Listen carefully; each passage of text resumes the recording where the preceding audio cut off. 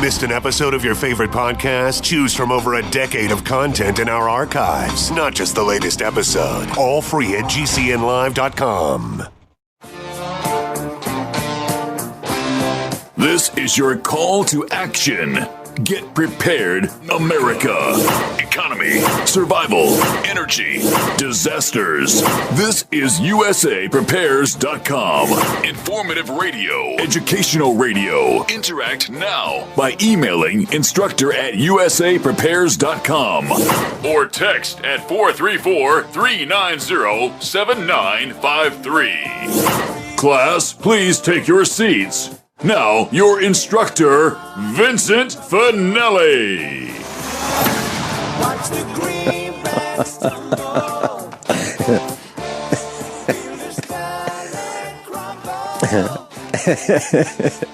I said to Nathan, I was looking at the atomic clock, and we were just chatting off the air, and I said, "Are we going live?" He goes, "Right now we are."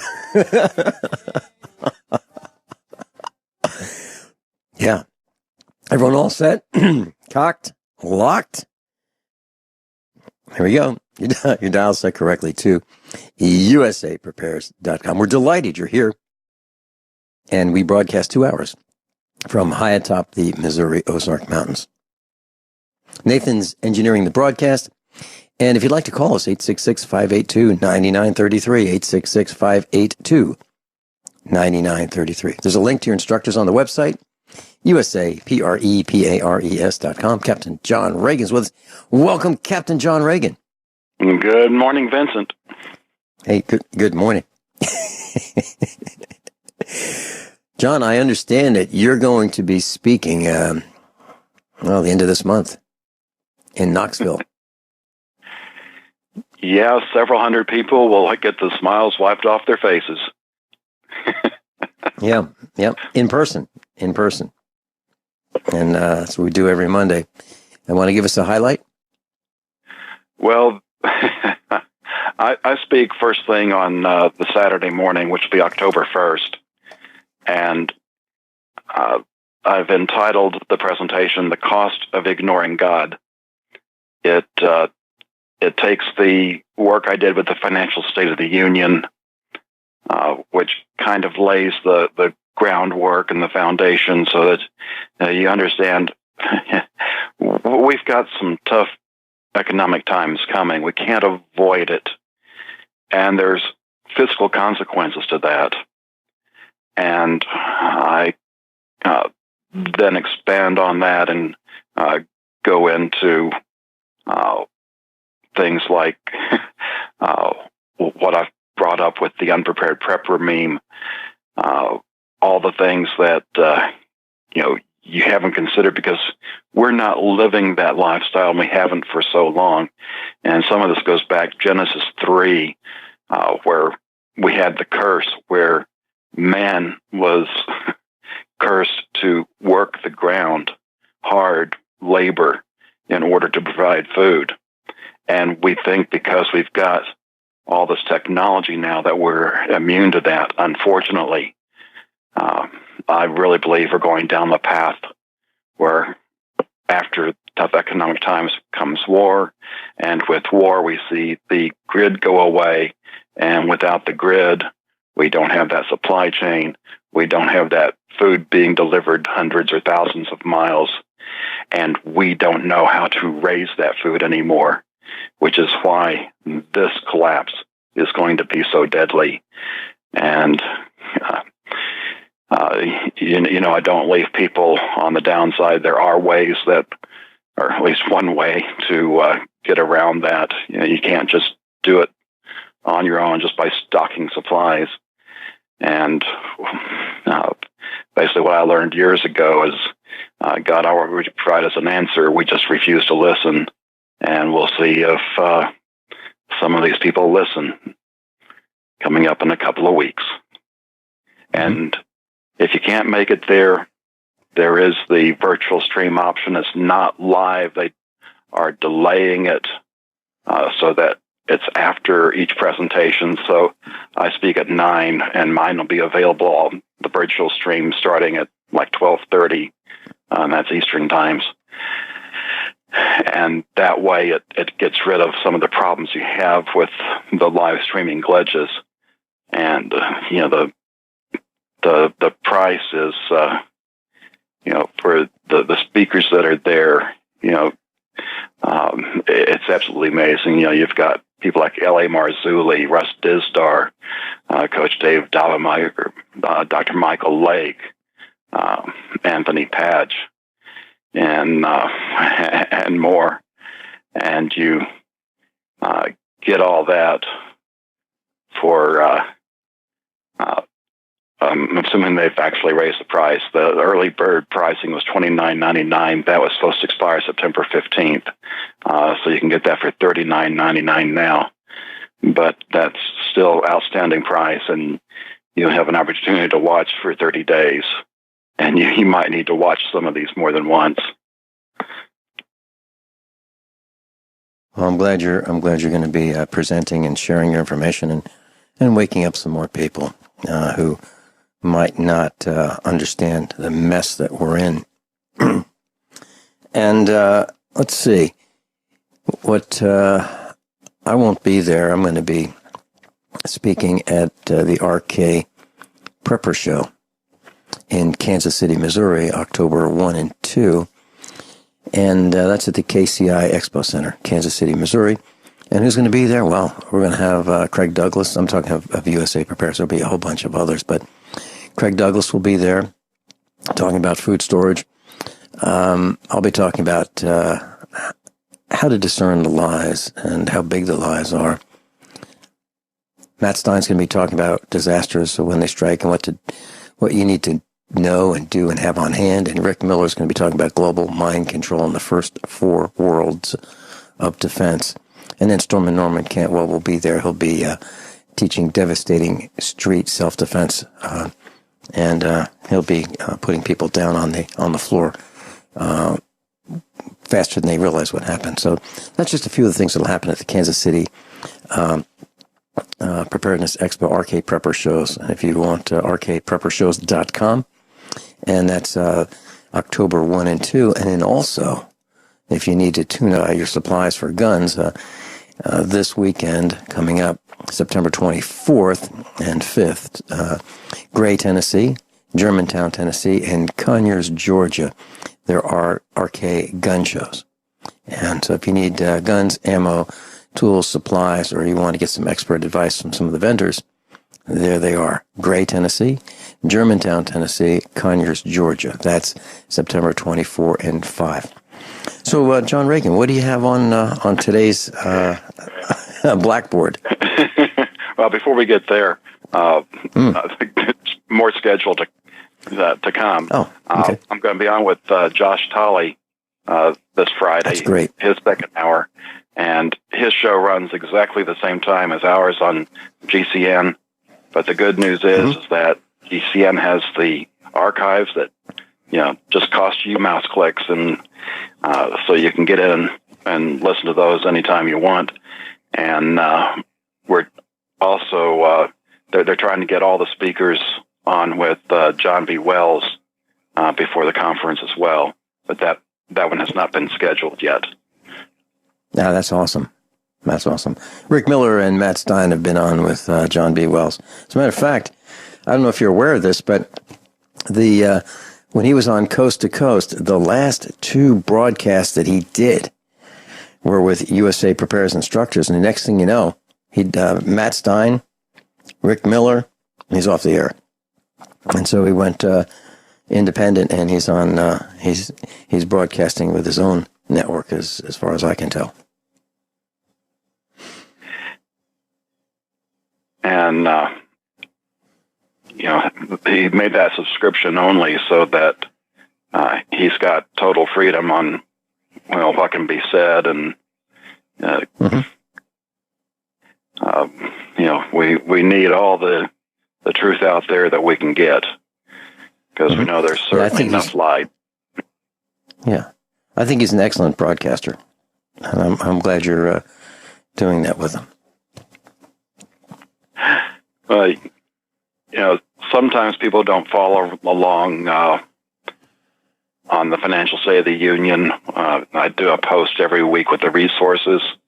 And while we did manage to get through everything I had lined up for discussion last time, you brought up one of the articles I had posted down below. Yeah, I'm on a diet. And it's working. The link's entitled, You Are What You Eat Eats. Yeah. And this isn't anything new. The title of the article, Asian Seafood Raised on Pig Feces Approved for U.S. Consumers. Well, that pig poop is good for something. It doesn't matter what kind of diseases or heavy metals are in it. We can just feed it to the fish and ship it off to those stupid Americans. Yeah, we used to, and I don't know if we still do this, but in the United States, they would mix shredded newspaper, when people read the newspaper, I guess, with chicken poop, and they'd feed that to cows. And that's disgusting.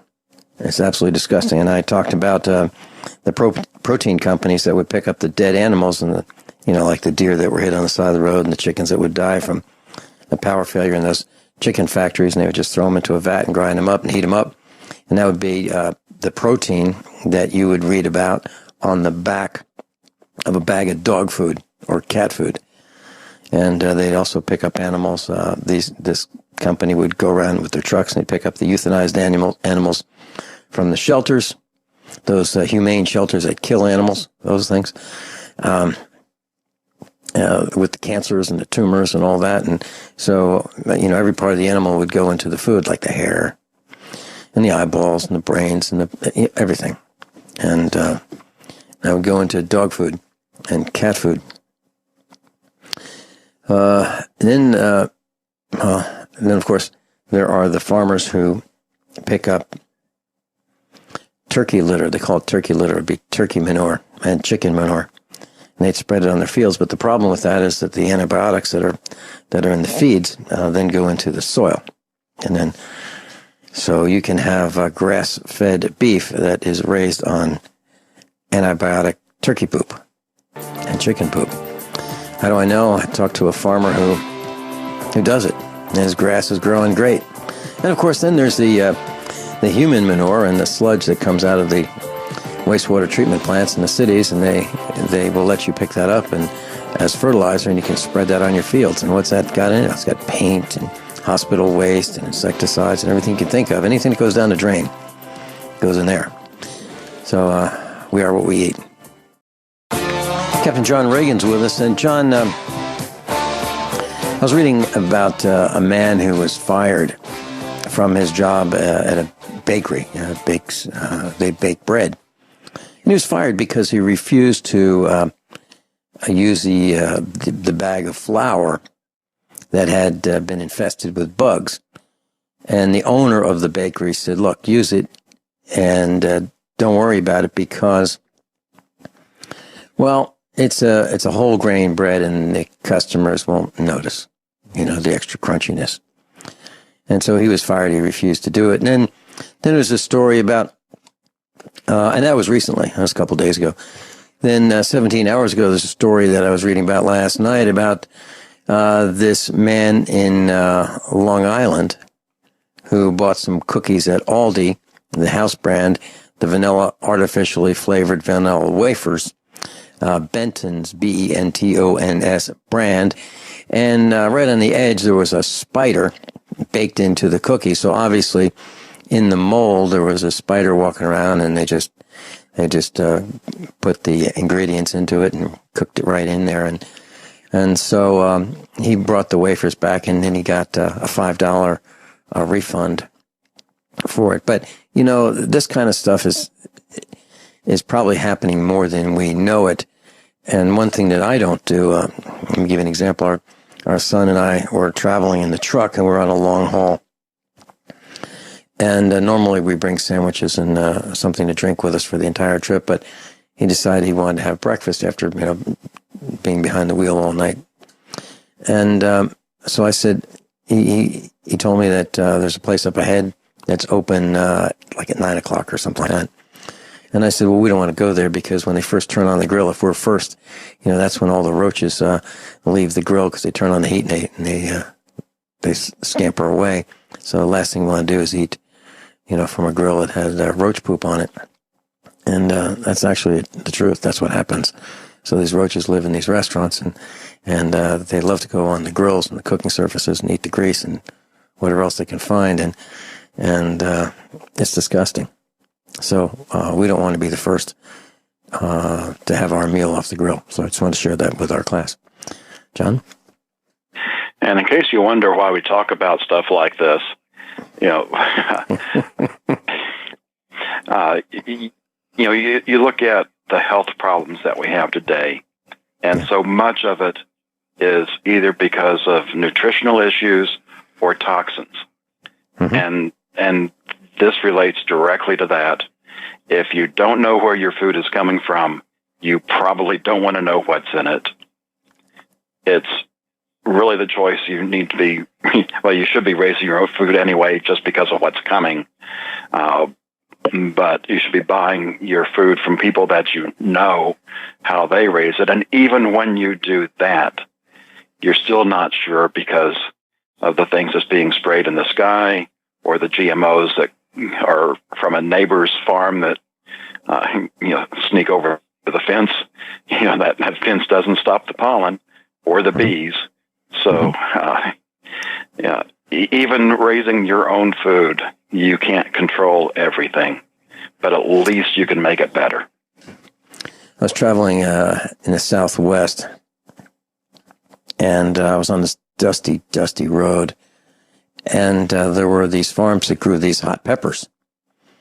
And what they did was they took the peppers and threw them on the roof to dry them, literally on the roof. And then as the vehicles traveled down the dusty dirt road through this town where all these roofs were, or many of the roofs were covered with these drying peppers, the dust from the road would get on the roofs, on the peppers.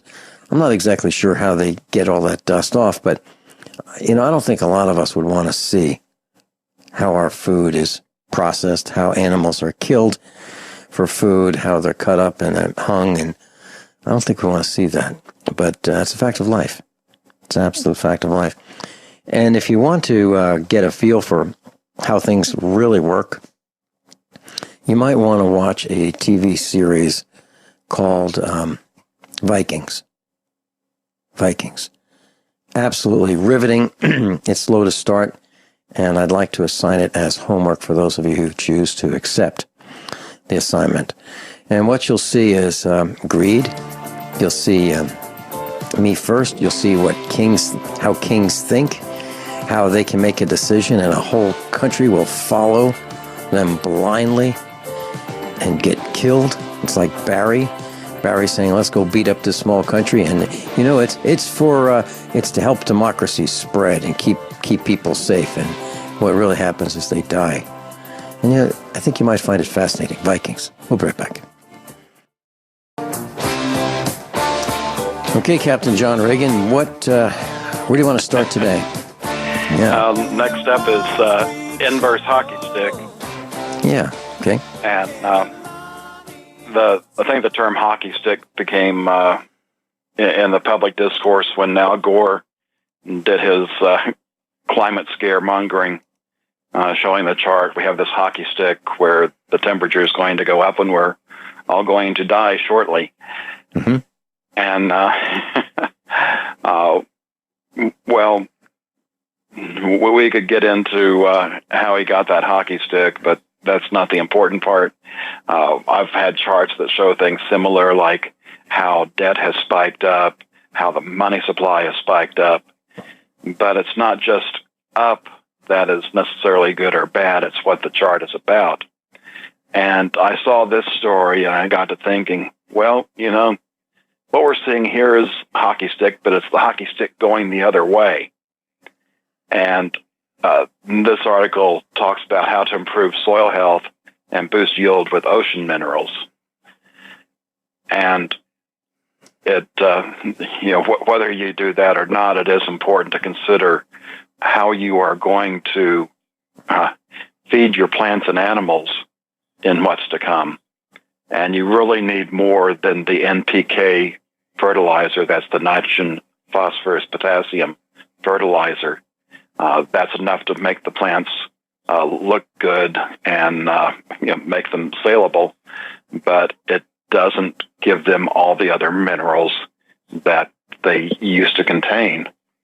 And plants are not alchemists. They can't create these minerals out of thin air. It has to be in the soil for them to get them.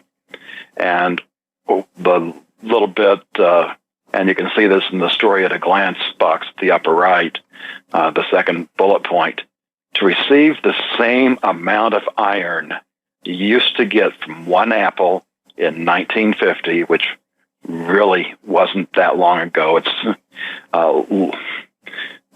slightly before my time.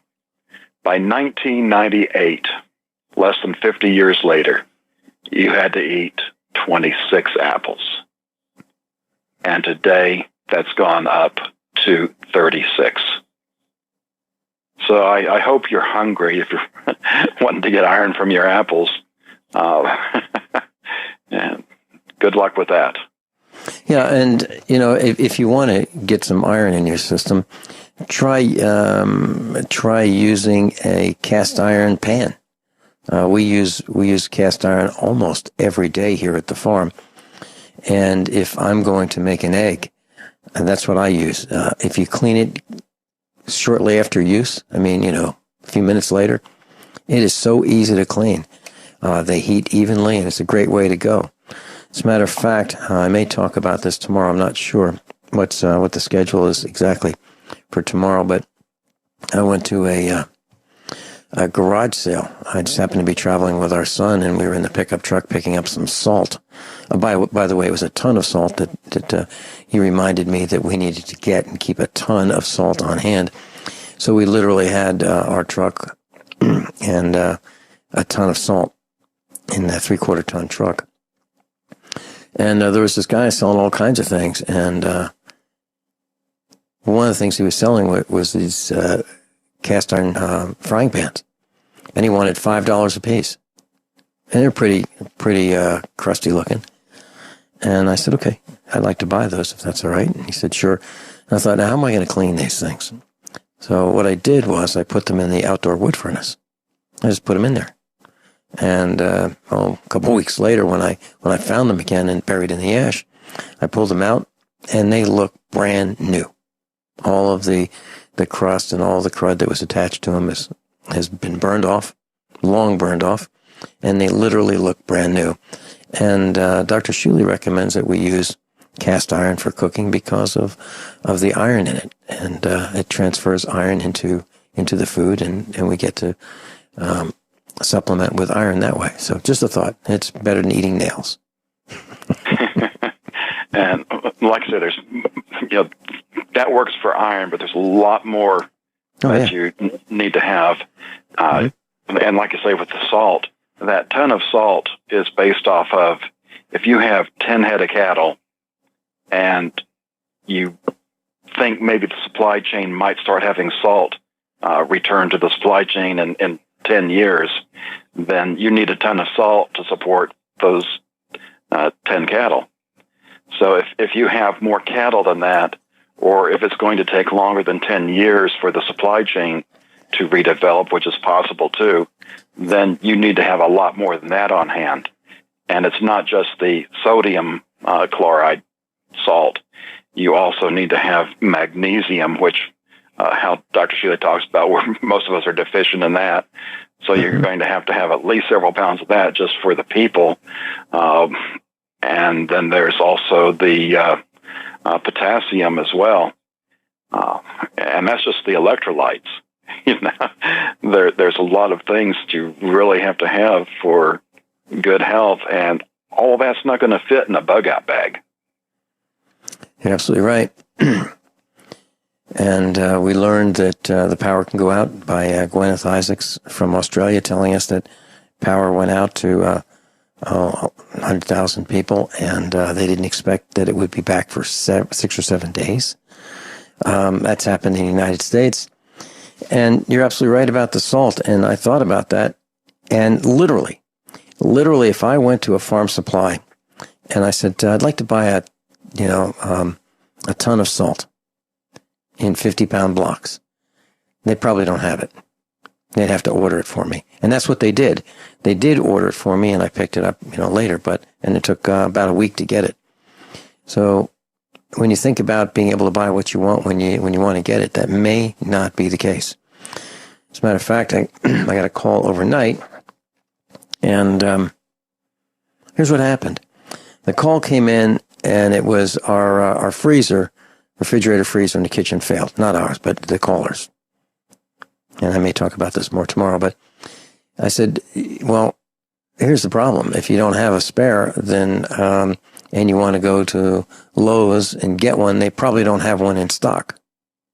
They have them on the showroom floor, but they don't sell those unless they're discontinuing the models. But they get them at the warehouse and then they'll deliver them to you. But if you think that if they've got a whole bunch of them in the back, that's probably not the case. And then I got several calls last night, and this morning I got a call. Yeah, Lowe's doesn't have them. However, they have one that they wanted to blow out, and it was an Asian manufactured refrigerator freezer combination, and they wanted to get rid of it, and that's the only reason why they had it there available for sale and pickup today. So what we've been talking about, John, is absolutely correct. You can't necessarily get what you want to get. Now, from the small retailers, the small mom and pop appliance stores, yeah, probably. They'd probably be willing to sell you anything they've got off the floor because that's what they do. But the big stores, they don't know how to handle those kinds of transactions. So buying a refrigerator, you probably can't get it the day you want to get it. And that would be the day you need it, right? Because most people don't buy them in advance. So I suggest for our class that you get a spare refrigerator or freezer and have it ready. And also I suggest you get a hard start kit. And we'll probably talk more about that tomorrow. John? We recently spent an hour talking about the amount of land you need to support hunter-gatherers. Yeah.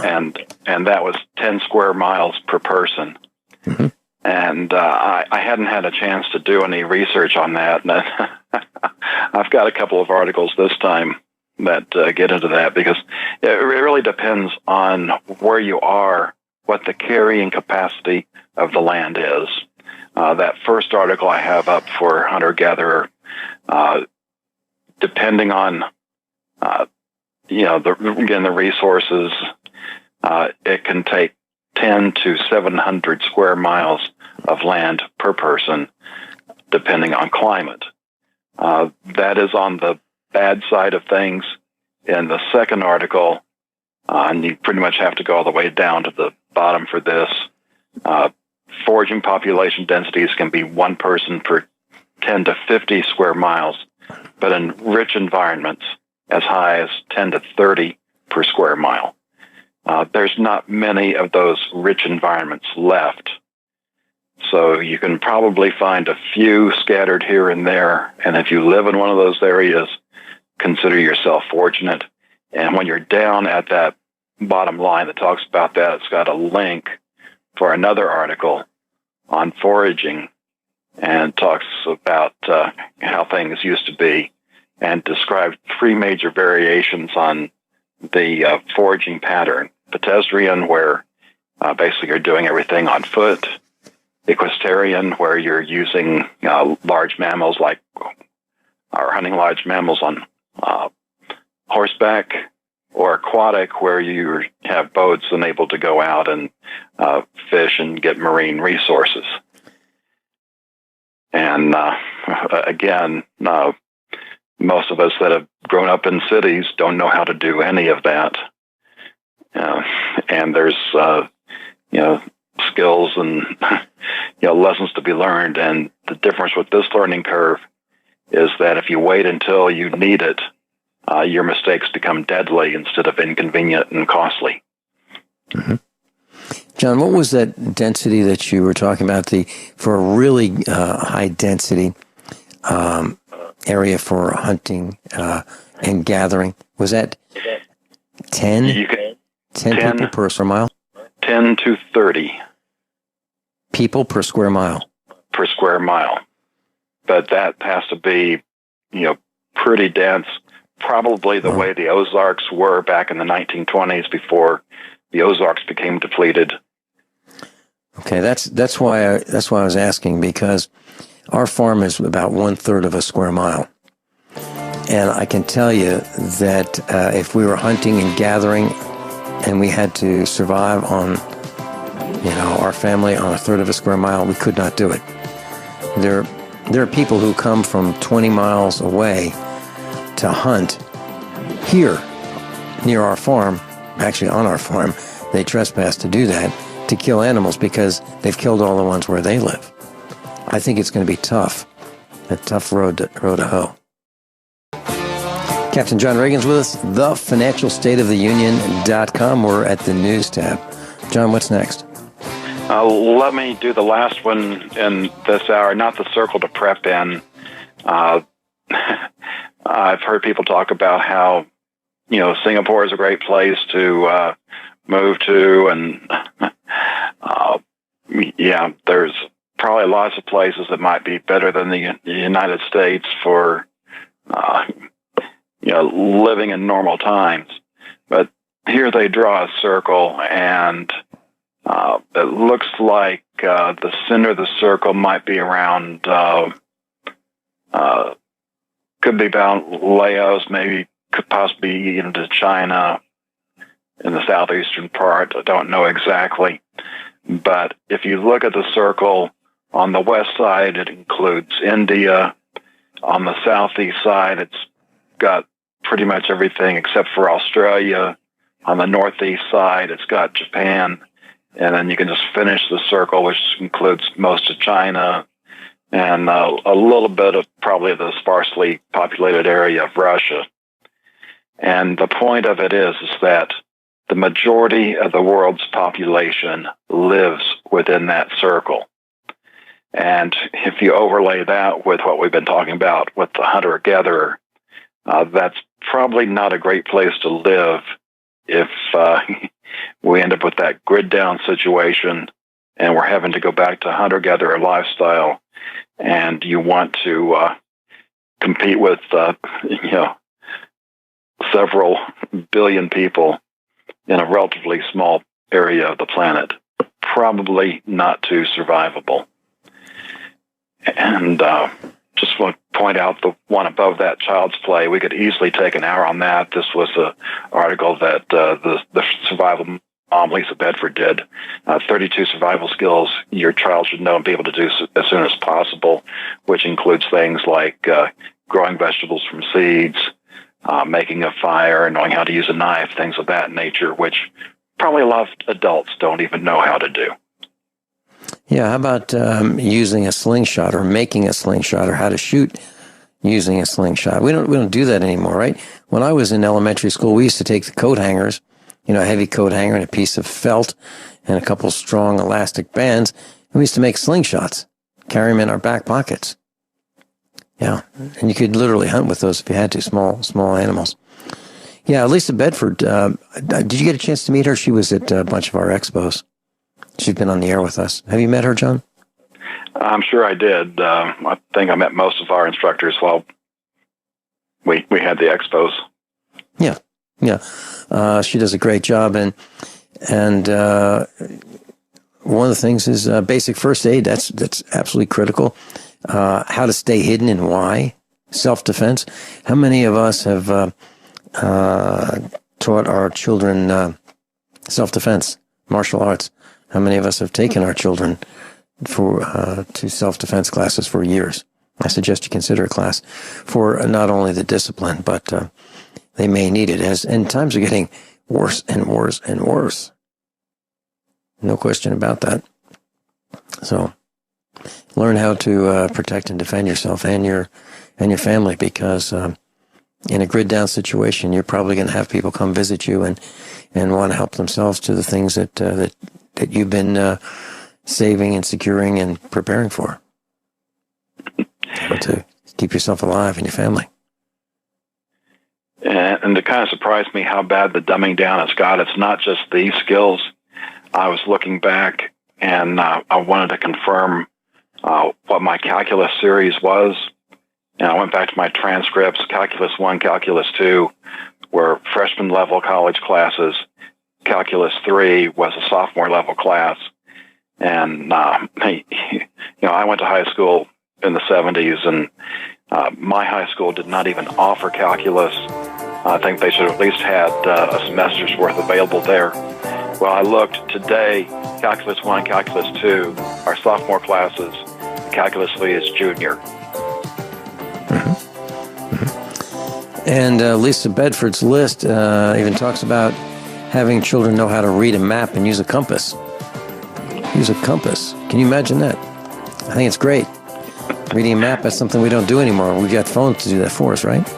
As long as that GPS satellite's working and the cell towers are working. We'll be right back.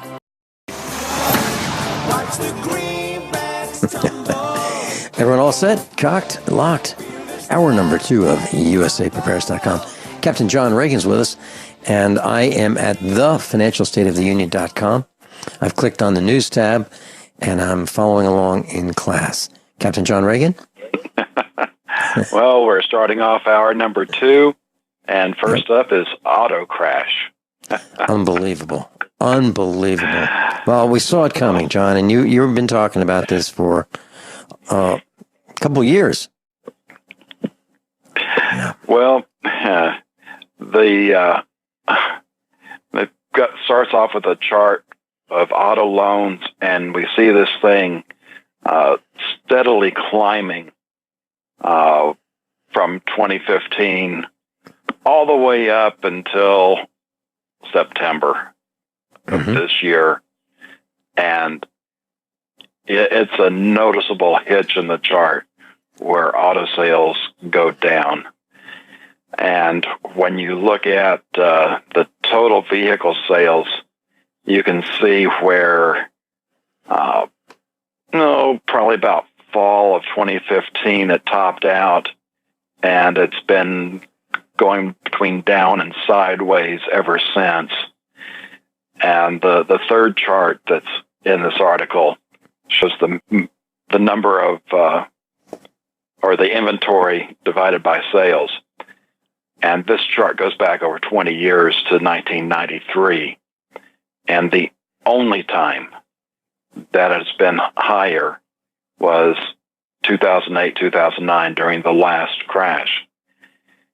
Where, regardless of what Obama says, the economy is not doing well. And this is just more evidence of that.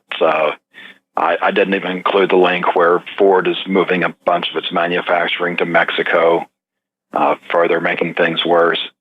And, perhaps we can get to it. It's not on the list, but it is under the employment section, about 4 million jobs driving away with self-driving cars. That's not good for, people living on Main Street.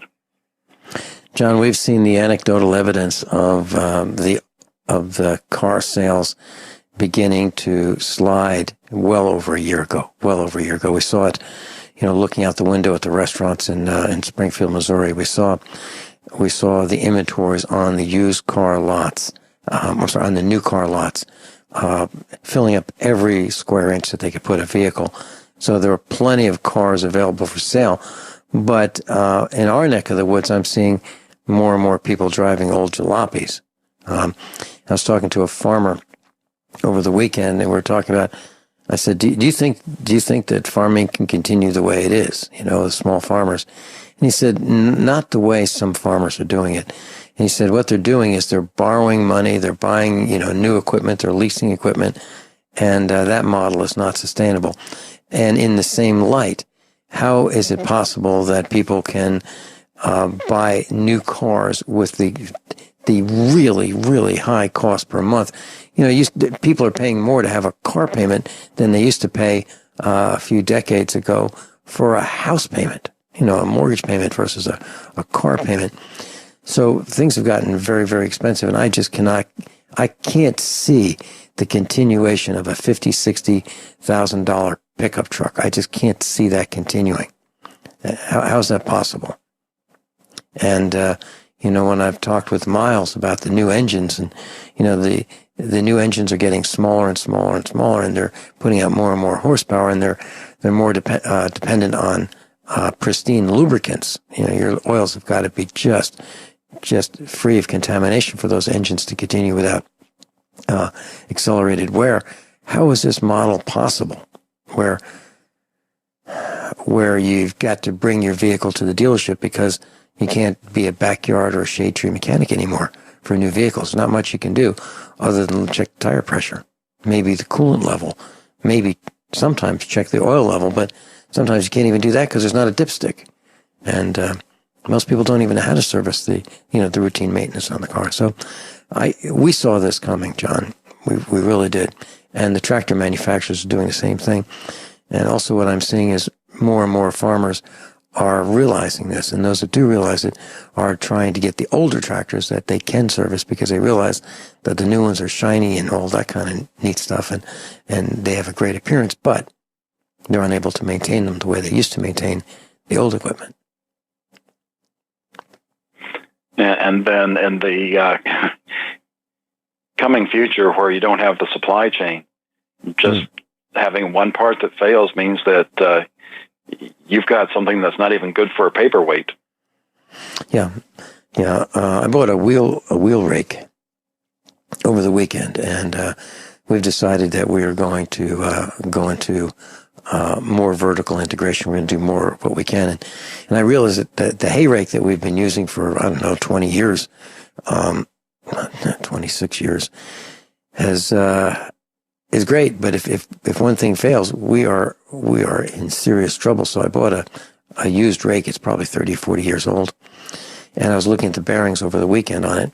And the bearings are about $8 a piece. So I'm going to get some bearings. I'm going to get some new rake teeth for it. I'm going to go to a guy who changes tires and sells tires, and they've got a pile of tires that they need to get rid of. And so he'll just give me a couple tires, and I'll put some non-ozone cracked tires on it. And I'm going to maintain this thing and keep it as a spare, because we're out of business without spare parts. And John, during the top of the hour news, there was an announcement that the Colonial Pipeline has a leak, and they had to shut it down. And in Atlanta, Georgia, some gas stations are just about out of gasoline.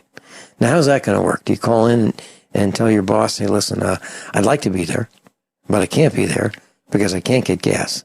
And I've been involved in a gasoline shortage back when there was the Arab oil embargo, and it is absolutely no fun. No fun whatsoever. So if you're living in the East Coast, you might want to check into this Colonial Pipeline leak and shutdown, because there may be gasoline shortages in Georgia and Virginia and maybe even in the Carolinas. Did you read about that, John? Yes, I did. There's been at least 3 states declare states of emergency. Hopefully they'll have at least a workaround, if not a fix, by next week. This could affect me getting to Knoxville, because it affects at least parts of Tennessee as well. So I'm definitely going to keep an eye on the gas gauge and fill up when I can.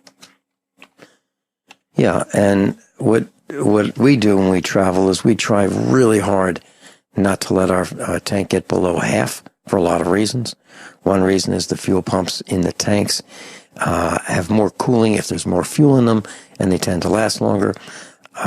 Another thing is you don't know necessarily if the gas station that is on your GPS is actually open and has fuel. You don't know if you'll be able to get to it. There could be accidents. I mean, you could be stuck in a traffic jam that could last hours. All kinds of things can happen, and it could be really, really hot, and you might need your air conditioning. So you might need, more fuel than you think you might need. So, word to the wise, if you want to do what we do, we try very hard not to let our tanks get below half when we travel. And just want to point out, that there is no shortage of gasoline. There's plenty of it. This basically comes from the Houston area. It's just getting it transported to the East Coast. There's such a volume that goes through a pipeline that, yes, they can start bringing more trucks in, but that's kind of like a drop in the bucket. So it's definitely going to put a crimp in a lot of people's lifestyle until that part of the supply chain gets up and running. And just, think this is one pipeline having a leaking problem. Think about what is going to happen when the New Madrid Fault goes, and you've got dozens of pipelines that are severed. It's going to be absolutely devastating. Mm-hmm. Yep, and the 6 states that we're talking about are Tennessee, Virginia, Georgia, South Carolina, Alabama, and North Carolina. So, according to this post, John, ABC News, September 17th, a couple days ago, the states have all declared states of emergency, citing concerns about fuel supply disruptions and disruptions of gasoline in the wake of the Colonial Pipeline spill. So what happens? Gasoline prices tend to rise, and if you can get it. So keep an eye on that. And by the way, I mentioned Virginia because it goes as high north as Virginia on the East Coast. So keep that in mind, class. And again, in these normal times, I don't know how many people are keeping an eye on what's going on in Venezuela. And the food shortage is there, and they still have a bit of a supply chain. A lot of their problems are self-inflicted because of their socialist government. Cost of a 3-egg omelet is what I entitled it. A dozen eggs now cost $150. So 3 eggs is like $37.50. So that's without the ham and cheese or the hash browns and the toast. So I can imagine if you go and want to buy a 3-egg omelet breakfast in Venezuela, it could easily be $100 just for that per person. Mm-hmm. And years ago, it was a great place to be. People would love to travel there. So, and vacation there. So things can change quickly. And the bottom line is you've got to be prepared. You've got to be prepared because the government of Venezuela is unable to take care of its people the way it used to. And I certainly wouldn't want to depend on Barry to take care of our needs here. I mean, Barry doesn't even know where Missouri is, probably. All right, we'll be right back. John, what's coming up? What's next? People aren't buying the lies, literally, and we'll talk about that when we get back. Must be talking about Hillary. Captain John Ragan, thefinancialstateoftheunion.com. I'm Vin Finelli. We'll be right back. Captain John Ragan's with us, thefinancialstateoftheunion.com. We're talking about the cost of a 3-egg omelet in Venezuela, the eggs themselves being about $37. Wow, runaway inflation. John, do you think it could happen here? Just wait. There's so many pieces, in play right now. Nobody can tell you what's going to be that final straw. I've talked about the Hanjin bankruptcy, a major worldwide shipper having problems. And it doesn't take too many of those to start dominoes falling. It could be from the banking sector. We've got Dutch Bank. We've got Italy. We've got banks in other countries in Europe that are just teetering. There's so many places that this whole thing could start. And once it goes, it's worldwide because of the globalization that we have going on. And it's like I say, we really only got 2 options on this. We either do like we have in history and have a war, and I brought up the article, but there's only 10 nations in the world that's currently not at war. And, unlike World War I and World War II, where our country was pretty much in one piece, the notable exception was Pearl Harbor, and Hawaii wasn't even a state at that point, and it was pretty much the naval base there that took the hit. Whereas, it's going to be the power grid, which is a priority target in war. We bombed the heck out of Germany trying to get rid of their electricity to destroy their war machine. And once that grid goes down, the supply chain goes along with it. And again, because of globalization, that causes things to happen. The only alternative I see to that is if things are really controlled by what do you want to call them, the elite or the banksters, and that includes Russia and China. If all the countries are controlled, then they could avoid war and go to an all-out one-world government, in which case everything we've talked about with the spy tech and control comes into play, which will be deadly for those of us that believe in things like freedom. So one way or another, we're going to see some interesting times. John, I was reading a post over the weekend about the Department of Justice Office of Inspector General says it is now okay. It is now acceptable for government agents like FBI types to appear, to pose as journalists, which means it is okay with the Department of Justice to lie to us, have their agents fraudulently represent themselves as journalists. Can you imagine that? The Department of Justice is saying it's okay for them to misrepresent, lie, and portray themselves as journalists. And what's the effect of that? Well, that increases the increasing rate of public mistrust of our government even further eroding our mistrust of governance. It's an absolute outrage. So when you think about, I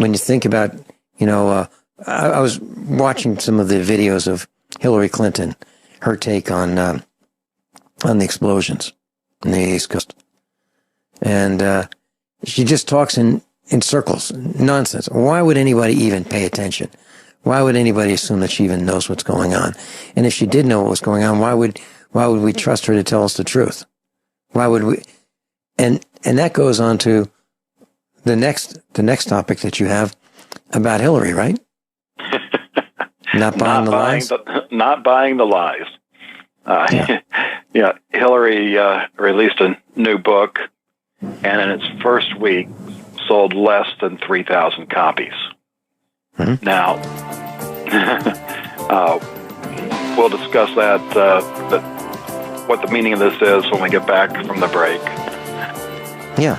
Let's talk about what 3,000 copies means.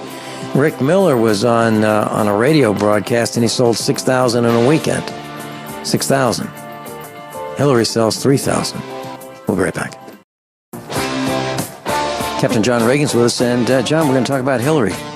Now, sometimes when we do this, we get disconnected. So I just want our engineer to know that I will reconnect immediately, and I'm watching the connection right now as we discuss Hillary. So please continue, John. Well, for somebody who's in the public light, as long as she has and is presidential candidate, to sell only not even 3,000 books the first week is staggering. Now, we don't really know the reason for that. It could be that, people are just too darn broke to afford to buy a book. Or it could be that they're tired of buying her lies, literally. Mm-hmm. Could be a combination of that. Certainly, that doesn't bode well for the publisher of the book, who probably put in a nice advance. Of course, the article does say that the profits from the book will go to a charity. Of course, right. Yeah, we know from the Clintons' tax return that their favorite charity is the Clinton Foundation. So I can't prove it, but I wouldn't be surprised if that's the charity they're talking about. John, did you read a post talking about where the Clinton Foundation funds go, and that actually only, I think it was 5.7% of their funds actually go to charity. The rest goes to, expenses and overhead and other. And the big category was other. Did you read that too? I believe I saw that. I think what's more disturbing is where the funds came from to begin with. Millions of dollars from countries and companies that don't necessarily have our best interests at heart. And you just have to wonder how many favors she's promised for those millions. And how could it be that she didn't promise favors? How is it possible that that foreign countries would funnel money toward the United States without asking for anything in return? It's impossible, in my mind, to think that. And by the way, she looked very, very weak in a video that I saw of her this weekend. Very, very weak, tired, worn out, weak, not presidential material. And I just can't stand her and her husband pointing their fingers at us. Who do they think they are? It's an outrage. It's disgusting. I can't stand either one of them. And I'm really looking forward to, and this is all my opinion, that she will have spent all the money that she has, all of it, and does not become president and loses all of her influence. And she just goes off to the sidelines and becomes irrelevant. That would be just wonderful, because she and her husband have done so much to damage the United States of America that it's scandalous. I think that's the least of their worries, because if Trump gets in, just given what she's done with her email server, I think they're facing jail time. Wouldn't that be great? Wouldn't that be? It'd be wonderful for them to be our guests. I really think that would be great. It's about time. And I got a call from Werner Bach over the weekend, and he told me that the International Court in The Hague is now beginning prosecuting people for crimes against humanity. And one of those crimes, obviously, would be the chemical spraying of the skies. And I think it'd be great if those people were brought to justice. And that's one exception for the death penalty. I don't really like the death penalty. However, if someone is committing crimes against the planet and we are absolutely 100% certain that they are guilty, then the death penalty, in my opinion, is appropriate. Absolutely appropriate for killing the trees, the plants, and so forth. And by the way, now we have blue-green algae in California. There are a number of locations that is cropped up, and it is toxic to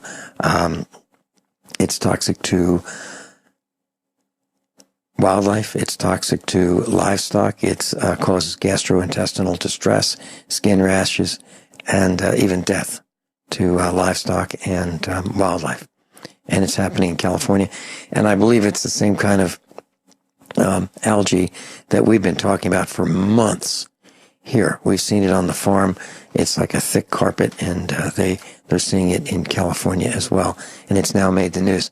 But we have been talking about it for months, and it's like astroturf on the clumps of astroturf on the surface of ponds, and even in our driveway.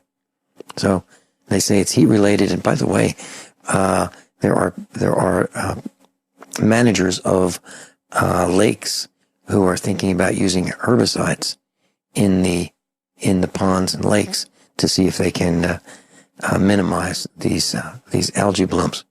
Can you imagine that?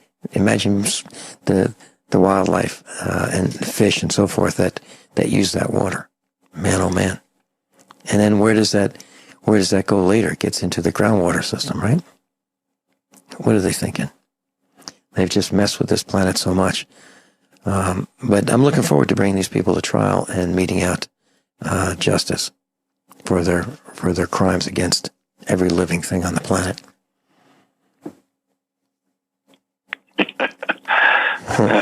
I've got another article that's book related. I called the link book reading. MIT's been at it again. They have a camera that will let you read a book without even opening it. It can scan into several pages deep. It uses the terahertz radiation that reads the ink on the pages and then determines, with optical character recognition, what it's saying. And you probably remember terahertz radiation being used by the government looking for whether it's hidden contraband or people in vehicles, and they don't really care what the radiation does to you. But I had another thought, what if they installed this type of technology at the post office?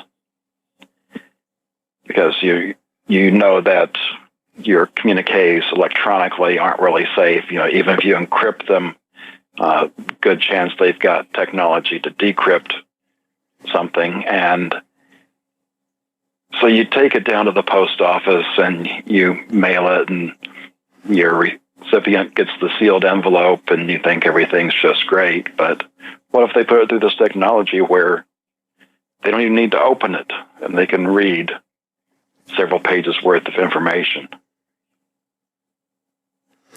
So control of we the villagers is so important that those who are the parasites of the planet are really interested in knowing what we're thinking, controlling what we're thinking, controlling what we're saying, controlling what we read, controlling our speech, controlling our food, controlling everything, John, everything.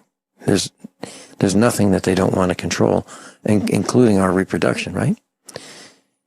And that's what's coming up next. The eugenics movement is nothing new. It was here in America 100 years ago. The Nazi program came out of the American program, and now it's called transhumanism. And we've talked about a few things here and there. One of the recent ones was how they found a way to start the egg going without the male. Didn't need the sperm anymore. Well, now scientists have developed a way to make embryos from skin cells instead of eggs. So they don't even need women now. Mm-hmm. You can just imagine the fun that these wonderful psychopaths will have creating humans without the need of humans. You're talking about the Nazis, and there was a cross of honor for the German mother. It was called a Mother's Cross. I guess that was the abbreviated term for it. And it was hung on a blue type ribbon. And the cross was available in three classes of order. There was the third class, which was bronze. And if a mother had 4 to 5 children, she was eligible for the third class bronze Mother's Cross. 6 to 7 children, that would be the second class, that would be the Silver Cross. And then the third would be the gold Mother's Cross with 8 or more children. And I happen to have purchased many, many years ago examples of first, second, and third class Mother's Crosses to remind us that our children can be cannon fodder. And these mothers could be duped into having children, bearing children, and sending them off to be targets and maimed and wounded and killed for their leader. And I suggest that all parents today consider not allowing recruiters on the high school campus of their child's school. Throw those guys out, because they are trying to encourage your children to be cannon fodder, to fight someone else's wars, and you'll get a chance to have your child exposed to very serious damage, including mental damage for life. And John, I've noticed that some of our friends who are married to guys, or the guys themselves, who have been to wars, are using CPAP devices, these positive airway pressure devices, so that they don't die during their sleep. I've never heard of this until we sent them off to war. And they were kind of embarrassed to come to our house and use these devices. So, and we found that there's a link between going to the Middle East and fighting other people's wars and CPAP devices. Think about that, class. Is that happening in your house? We'll be right back. You know, John, I've got kind of a somber tone today, and it's because a lot of the things that we've been talking about are happening, and there's a study about Venezuela, which you mentioned earlier in the broadcast, and it's on the brink of famine, with about 15% of the villagers saying that they can only feed themselves with food that has been discarded, meaning thrown in the trash. Nearly half of them say that they've had to take time off from work to search for food. And it's even worse than that. 3 out of every 4 Venezuelans, about 72%, were unable to feed themselves an optimal diet, meaning breakfast, lunch, and dinner. 24% of them say they rarely eat protein, and they're living off, what they can find. And half of them, actually more than half, 52% of them in Venezuela, are buying their food through the black market. And 54% of them say that they had gone to bed hungry. Pretty serious, John. And that's happening in Venezuela right this minute. That's an article that I read that was posted yesterday. Breitbart.com. Yeah, meanwhile, here in the United States, those that are wide asleep have the new NFL season. And the last article I have for hour 2, Fair. It's almost time for the State Fair of Texas. And they have some insane food creations for this. And there's a Walmart here in the Dallas area that's going to have a restaurant opened in it where you can enjoy these fair treats year-round. There's everything from cookie fries to bacon margaritas, fried Pop-Tarts. They're very creative on this. I'm sure if there's anything healthy at all in there, it's purely by accident. Well, we waste a lot of food here in the United States. Just go to a restaurant and watch what people leave behind.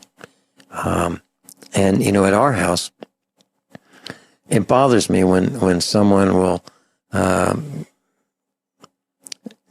pour themselves a very, very large glass of cranberry juice and drink maybe a quarter of it and throw the rest away. I mean, those kind of things happen. And that kind of stuff just bothers me, that I was taught that that's a sin. It's a sin to waste food because there are people who would love to have it. So, and especially in Venezuela right now. But I was told it was in China and Africa when I was growing up, that my mom would say there are people that would love to eat what we have. So make sure that you eat all that you take. And that was something that came from World War II. My dad would say that the soldiers in the army were told to take all you want, but eat all you take. Good advice, right, John? Yes, it is. And just want to point out, I've got 3 articles under Government Smarts today. Obama's Wall, Dangerous Libraries, and Dangerous Business. the Democrats don't want us to build a wall to protect the United States at the Mexican border. However, we're spending taxpayer money to protect Mexico from illegal immigrants on their southern border. Government libraries are having problems, so there are these free libraries popping up, and governments don't like that.